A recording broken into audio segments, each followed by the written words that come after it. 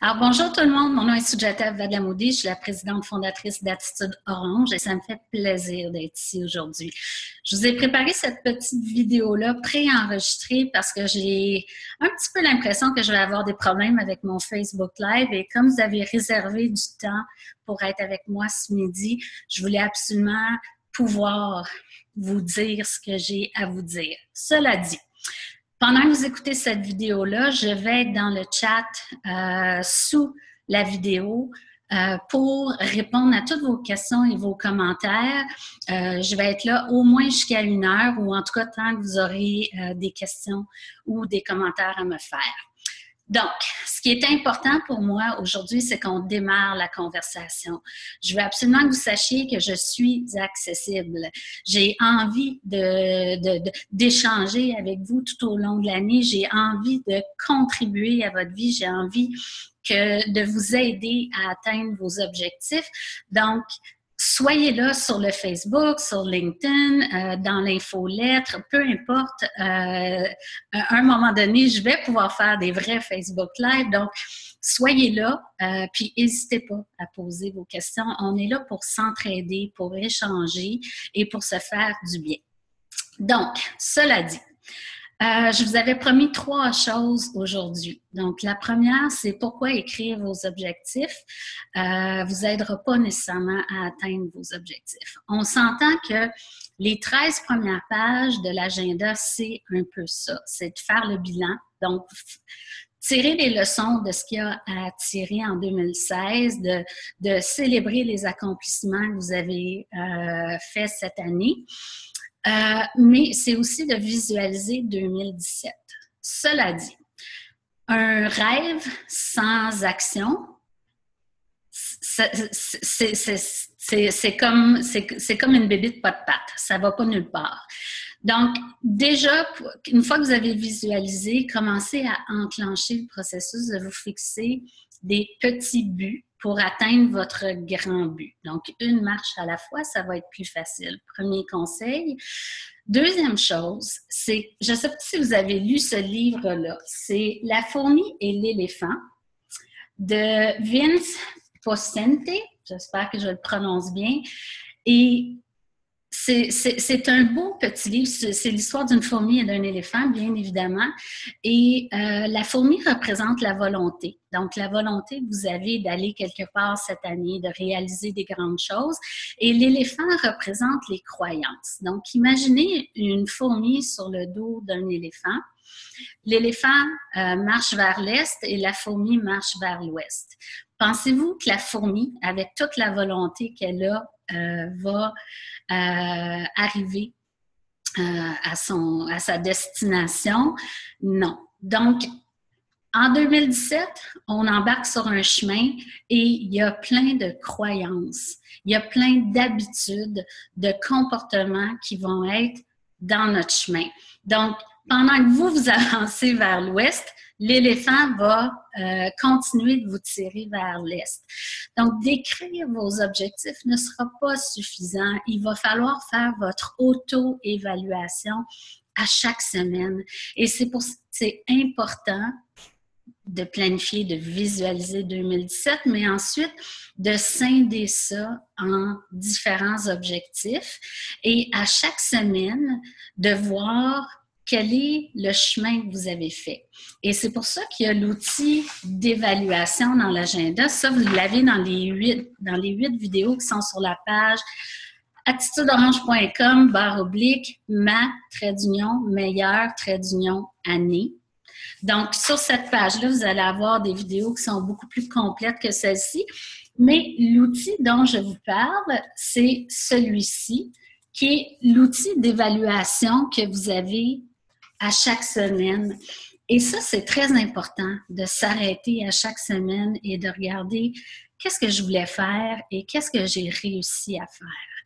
Pourquoi j'ai pas réussi à faire tout ce que j'avais planifié. C'est là que vos croyances vous nuisent. C'est là que vous allez trouver quelles sont les habitudes à changer, quelles sont les croyances à changer. Et au fil des semaines, évidemment, ça va être des choses récurrentes. Donc, vous allez mieux pouvoir agir, vous allez pouvoir transformer ces comportements-là qui, depuis longtemps, vous nuisent. Souvent, ce sont des comportements qui vous ont été utiles à une autre époque. Il ne faut pas se blâmer, là, c'est pas ça l'objectif. Mais effectivement, c'est des comportements qui vous ont aidé par le passé, mais qui aujourd'hui, étant donné que vous avez changé vos objectifs, ces comportements-là aussi doivent être changés. Donc, c'est hyper important de réfléchir à ce qu'on fait. Je vous avais dit que je vous divulguerais un de mes secrets. Et ce secret-là, il est assez simple, comme moi. Moi, on m'appelle souvent Madame Orange, Madame Agenda, Madame Attitude. Alors, on aimerait bien croire que je suis parfaite. Sujata veut dire perfection. Donc, pour moi, c'est un peu mon karma. Mon père est indien, donc en Inde, on croit beaucoup au karma. Et j'ai l'impression que j'ai pas eu ce nom-là pour rien parce que j'ai longtemps cherché la perfection et ça m'a amené au burn-out aussi. On s'entend, un burn-out, c'est plusieurs facteurs, mais celui-ci en est un. Je voulais tout faire toute seule. Et aujourd'hui, j'ai beaucoup changé. Je suis extrêmement plus efficace qu'avant, beaucoup plus alignée. Ça, c'est une clé de votre bonheur, c'est de vous sentir aligné, que vos actions soient alignées avec vos valeurs. Mais je suis loin d'être parfaite. Dites-vous que si j'ai conçu un agenda comme ça, c'est peut-être parce que moi aussi, j'en avais besoin. Je suis extrêmement créative. Les gens créatifs ont cette croyance-là. Hein, vous avez entendu, j'ai utilisé le mot croyance, qu'on est... les gens créatifs pensent qu'ils sont nécessairement désorganisés. Hein? Pour être créatif, il faut être désorganisé. D'un côté, c'est vrai. Ça prend une certaine liberté, je le comprends bien. Mais d'un autre côté, si vous voulez être... s'il y a des choses que vous voulez vraiment réaliser, il faut apprendre pas à dompter, mais à canaliser cette créativité-là dans un processus qui est productif, efficace. Et c'est ce que moi, j'ai dû apprendre et c'est ce que j'ai mis dans l'agenda Attitude Orange. C'est un outil que j'utilise énormément parce que j'en ai besoin pour rester focalisé, pour rester bien enligné vers mes objectifs. Donc, je vous montre un petit peu comment moi j'utilise mon agenda. J'ai pris une page vierge. Au début du mois, je vais mettre mon vrac de to-do parce que, comme je l'ai expliqué dans les vidéos, les gens ont tendance à, et là, excusez, c'est pas le plus bel entonnoir, mais vous allez comprendre ce que j'essaie de vous expliquer. Les gens ont plein d'objectifs et ça rentre comme ça. Résultat des courses. Il n'y a rien qui passe. Et là, si on shake comme il faut, les objectifs vont commencer à sortir, mais lequel? C'est bruyant, hein? Je suis désolée. Donc, on ne sait pas lequel des objectifs sort en premier. Les joies du live. Donc, il n'y a pas de priorité là-dedans. Si, à l'inverse, on met l'entonnoir de l'autre côté et on décide de prioriser. Donc, on amène une priorité à la fois. C'est clair que ça va être beaucoup plus facile d'accomplir les choses d'une meilleure façon, plus sereinement et beaucoup plus efficacement. En y allant une chose à la fois, on accomplit beaucoup plus que quand on essaie de tout faire en même temps. Puis quand on essaie de tout faire en même temps, c'est qu'on n'a pas choisi ce qui allait nous rapporter le plus par rapport à l'effort. Et quand je dis rapporter, on peut penser à argent, c'est clair, mais on peut penser temps. Hein? Si on est mieux organisé, qu'est-ce qu'on gagne? On gagne du temps. Et le temps, aujourd'hui, c'est, depuis toujours, c'est ce qu'on a de plus précieux. L'argent, on peut tout la perdre, on peut la refaire. Le temps, une fois qu'il est passé, on n'en a plus. En fait, on n'en a plus. Ce temps-là est passé, vous savez ce que je veux dire. Hein? Donc, je reviens à mon vrac. Donc, je mets tout mon vrac ici pour libérer mon esprit. Et ensuite, je vais aller placer, vous avez vu que je mets des boîtes, parce que chaque chose ensuite doit avoir une place dans le mois. Donc, mon vrac doit être placé, l'activité numéro 1, si c'est une activité que je vais faire la semaine 2, je ne vais pas l'installer à la semaine 1. Je vais aller l'installer à la semaine 2 pour pouvoir bien me concentrer sur ce qui est important à la semaine 1. Ça, c'est une autre chose que les gens font énormément, c'est qu'on a tout dans notre tête, et on se sent épuisé, on se sent étourdi, mais il y a plein de choses dans notre tête qui ne sont pas nécessaires aujourd'hui, qui ne sont pas nécessaires cette semaine, puis qui ne sont même pas nécessaires la semaine prochaine. Donc, allez placer vos idées, vos activités, vos tâches dans la bonne semaine pour vous libérer l'esprit. Donc, si je tourne la page, je vais vous montrer un petit peu de quoi. Ça, c'est vraiment une page de mon agenda. Alors, je vous la montre vite. Il y a beaucoup de choses à l'intérieur. Donc, si je reprends... Excusez-moi, je cherche une page vierge parce que je ne veux pas que vous voyez tout ce qu'il y a dans mon agenda. Mais je vais installer ce que j'ai à faire de personnel dans la semaine du 26, ce que j'ai à faire de professionnel dans la semaine du 26. Et suite à ça, là, je vais aller tout installer dans des boîtes au bon endroit. Donc, vous remarquez que mon agenda, si vous avez vu les couleurs, il est très chargé. Mais il est chargé parce que c'est l'ensemble de ma vie. Donc, mon personnel est là-dedans, ma planification est là-dedans, le temps que je m'entraîne est là-dedans. Donc, c'est que je sais ce que j'ai à faire à chaque instant de ma journée. Et là, je ne veux pas vous mettre de pression. C'est pas que j'ai l'habitude de remplir mes journées très, très, très tassées, mais c'est quand j'ai